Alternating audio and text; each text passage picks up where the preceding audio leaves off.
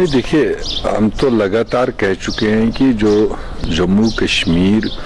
پچھلے 5 اگست کے بعد سے جو بھارت سرکار نے جو فیصلے لیے ہیں پارلیمنٹ میں، اور جو انہوں نے اس وقت ریزنز دیے ہیں اسٹیٹ کو ڈاؤن گریڈ کرنے میں یا جو اسپیشل سٹیٹس تھا اس کو ہٹانے کے پیچھے جو انہوں نے لاجک دیا، اب آج 11 مہینے گزرنے پر بھی ہمیں تو وہ کہیں دور تک نہیں دکھائی دے رہا۔ ان کے ان فیصلوں کے بعد بھی کوئی انہی کی بات کو کوئی ایتھنٹیکیٹ یہاں گراؤنڈ پر ہو جائے ایسا دکھائی نہیں دیتا ہے، بلکہ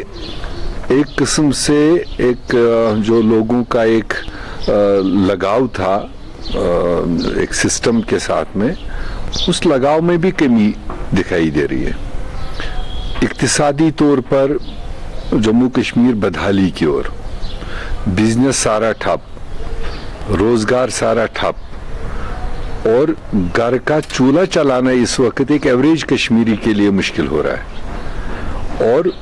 ان حالات سے نکلنے کے بعد تھوڑی بہت لوگوں نے اپنے دل کو سہما تھا تو لمبے ونٹر نے پکڑ لیا، لمبے ونٹر سے نکلے تو کووڈ نے پکڑ لیا، جہاں ایک طرف پورا وشو اور پورا بھارت پچھلے 2-3 مہینے سے ایک اس کووڈ بیماری کے چکر میں پریشان حال ہے ہر طریقے سے، وہاں جموں کشمیر کے لوگوں کا مطلب کمال کی بات ہے یہ کہ آج 11 مہینے سے وہ ہاتھ پر ہاتھ دھرے ہوئے بیٹھے، یہاں کا بزنس کے ساتھ ساتھ یہاں کا فروٹ جو پچھلے سال کا ٹرن آؤٹ تھا وہ سارا ضائع، جو اس سال کی امیدیں ہیں، پہلے فصل ہی کم ہے موسمی مار کے چکر میں، اس کے بعد اللہ جانتا ہے کہ جب تک وہ فصل تیار ہو تب تک ملک اور ریاست میں کیا حالات ہوں گے، اس کا بھی کمائی کا کچھ ریٹرن لوگوں کو مل پائے گا نہیں مل پائے گا۔ تو کہنے کا میرا مطلب ہے کہ پچھلے سال جون جولائی کے حالات کو اگر ہم مد نظر رکھیں اور آج جون جولائی کے حالات، جموں کشمیر 5 قدم پیچھے جا چکا ہے، آگے آدھا قدم بھی نہیں آیا ہوا ہے۔ امیر صاحب، آپ اب ساری لیڈرشپ باہر آئی ہے یا اس میں نیشنل کانفرنس کی قیادت، کانگریس کی قیادت، تو آپ کو نہیں لگ رہا اس وقت ٹائم ہے، وقت ہے کہ آپ اکٹھے ہو کر اسٹیٹ ہوڈ کی بات کریں؟ دیکھیے، اسٹیٹ ہوڈ کی بات کس سے کریں؟ جو کچھ ہفتے پہلے، کچھ مہینے پہلے بنا پوچھے اسٹیٹ کو توڑ چکے ہیں۔ کاش اس طرح کے فیصلوں کو انہوں نے اسٹیٹ کے اسٹیک ہولڈرز کو، عوام کو کم سے کم آن بورڈ لیا ہوتا۔ آپ نے اچانک ان پارلیمنٹری طریقے سے، ان کانسٹیٹیوشنل طریقے سے جس طرح سے پارلیمنٹ کا استعمال کیا، میجارٹی کا استعمال کیا، ایک بنی بنائی اسٹیٹ کو آپ نے ٹکڑوں میں بانٹ دیا۔ کون سا ایسا عقل مند آدمی ہوگا جنہوں نے توڑا اور انہی سے آپ انصاف کی امید لگا سکتے ہیں؟ اپنے لیول پر جو اسٹیٹ لیول کی پارٹیاں ہیں، نیشنل کانفرنس، کانگریس، بڑی پارٹیاں ہیں، تو آپ کو اس کے لیے کچھ نہ کچھ کرنا ہی کریں گے، اس کے اور طریقے ہیں، مگر بھیک مانگنے کے لیے انہی دروازوں پر نہیں جائیں گے جنہوں نے بنا پوچھے، بنا آن بورڈ لیے ہوئے فیصلے لیے۔ لوگوں کا ماننا ہے آپ نے وہاں سے نکل کے کوئی بات نہیں کرنی۔ کیوں نہیں کیا؟ کانگریس پارٹی آن ریکارڈ ہے، کانگریس پارٹی سمندر ہے، کانگریس پارٹی کی ورکنگ کمیٹی بولنا معنی رکھتا ہے۔ کانگریس کا پارٹی کا پھر چھوٹا موٹا کارکن بولے نہ بولے، مگر Congress working committee on record ہے۔ نیشنل کانفرنس کے خلاف خود کوئی سرعام کیا ہے؟ نہیں، وہ نیشنل کانفرنس اپنی بات خود کہہ سکتا ہے، مگر جہاں تک کانگریس کی بات ہے، آپ 4 اگست کا کانگریس ورکنگ کمیٹی کا ریزولوشن دیکھ لیجئے، اور اس کے بعد ان کے دلی والوں کے فیصلے لینے کے بعد 10 اگست کے شام کو جو ورکنگ کمیٹی نے ریزولوشن اڈاپٹ کیا ہے، تو وہ سند ہے، وہ ریکارڈ ہے۔ گپکار ڈکلیریشن ہے، وہ کیا اس وقت اس پر کام نہیں ہو سکتا؟ نہیں، گپکار ڈکلیریشن جو بھی پارٹیاں اس میں تھی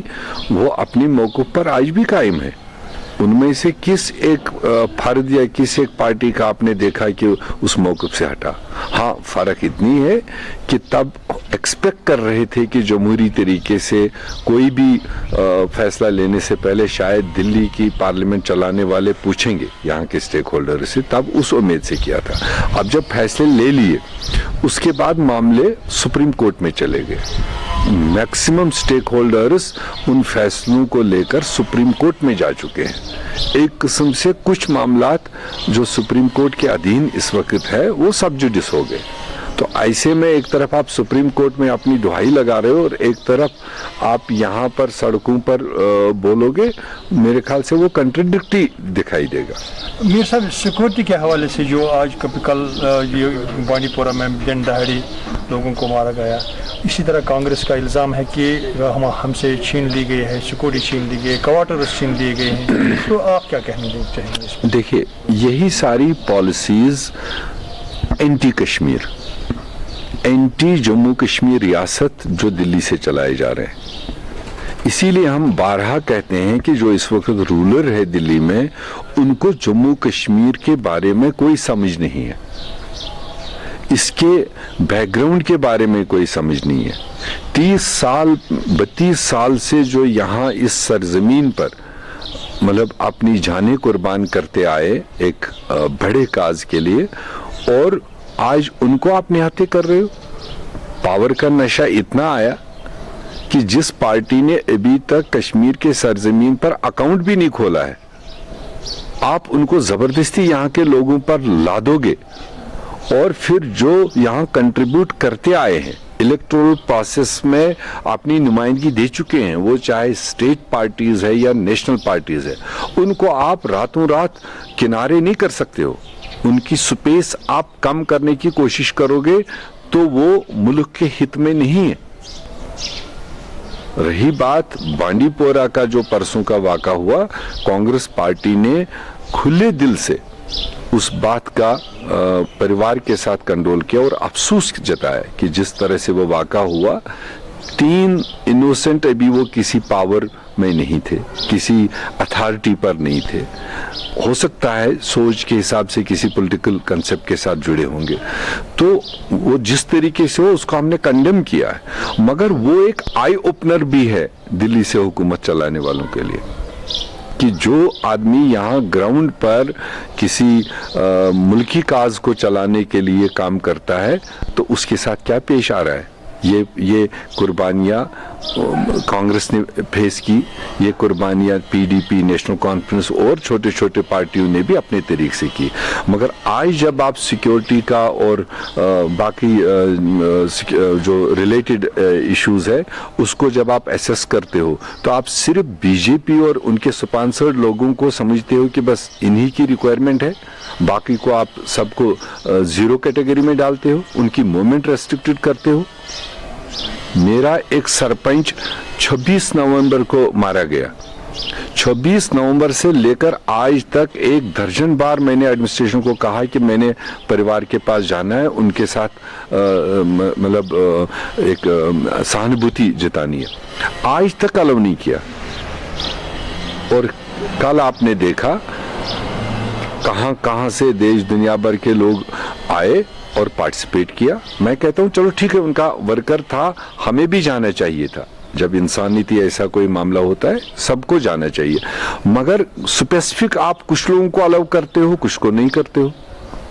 ये सब आपको नहीं लग रहा है इस वक्त एक ऑल पार्टी स्टेट लेवल की और पार्टी मीटिंग होनी चाहिए ताकि सियासी जो बहरान है इस पर? मेरे ख्याल से होगी वो भी, चूंकि अभी इस वक्त कोविड एडवाइजरीज की वजह से काफ़ी पाबंदियां हैं। हो सकता है कल तक कुछ और मेजर जो स्टेक होल्डर्स थे उनकी पाबंदियां थी, और अभी भी एक एस्टैब्लिश्ड पार्टी जो कल तक बीजेपी का हिस्सा थी, उनकी मुख्यमंत्री थी महबूबा मुफ्ती, हम सब ने अपने अपने तरीके से डिमांड की कि उनको भी रिहा किया जाना चाहिए, और उनके रिहाई के बाद शायद कंप्लीट प्लेटफार्म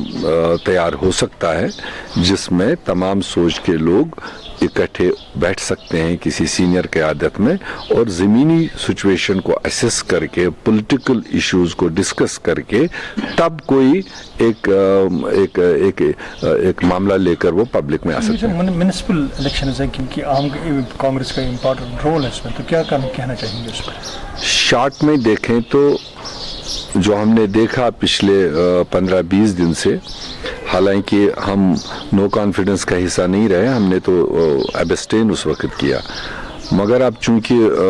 काउंसिल है, काउंसिल का एक बहुत बड़ा रोल होता है खासकर डेवलपमेंटल एस्पेक्ट में और शहरी श्रीनगर के लिए, तो उसमें हमारे भी 17 कॉरपोरेटर्स देखा जाए तो party wise we are the single largest party, सबसे बड़ी पार्टी के तौर पर हम हैं। मगर मेयर या डिप्टी मेयर बनने के लिए 37+ मेंबर्स की ज़रूरत होती है और उस 37 को हमने पहले 2 अफोर्ड किए तो हमारे 37 उसमें नहीं आ पाए, इसलिए इस वक्त मैदान में 2 प्लेयर्स हैं, एक एक्स मेयर है जुनेद आजम मट्टू और एक इंडिपेंडेंट्स का ग्रुप है जिसको शेख इमरान लीड करता है। वो दोनों हमने एक कमेटी बनाई थी, 5 मेंबरी कमेटी,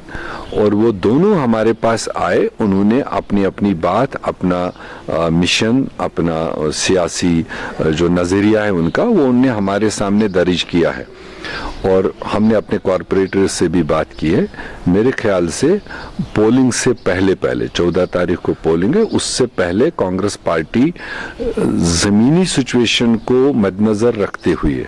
और हमारा एक ही जो चीज़ है, क्योंकि यहाँ बीजेपी के भी कुछ लोग हैं